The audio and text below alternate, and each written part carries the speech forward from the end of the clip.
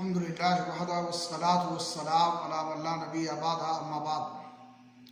इस्लामी भाइयों, रमज़ान मुबारक का महीना ख़त्म हुआ।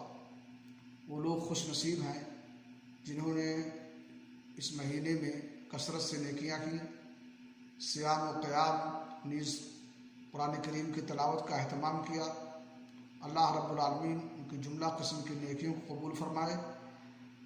लेकिन एक मोमिन की इबादत वक्ती और मौसमी नहीं होनी चाहिए, बल्कि उसे हर वक्त अल्लाह रब्बुल आलमीन की इबादत और बंदगी में हिस्सा लेना चाहिए और हर वक्त नेकियां करनी चाहिए।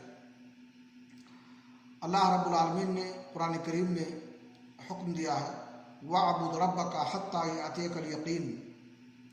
तुम अल्लाह रब्बुल आलमीन की इबादत उस वक्त तक करो जब तक कि मौत के आगोश में ना आ जाओ।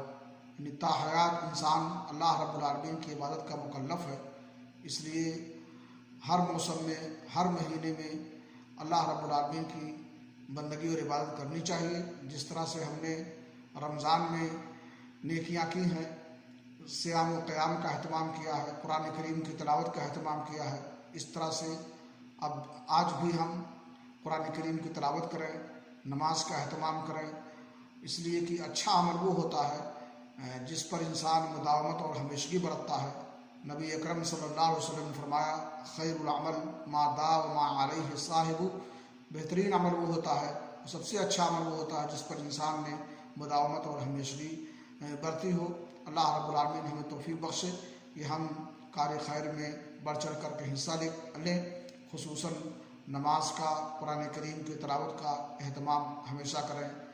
वाह।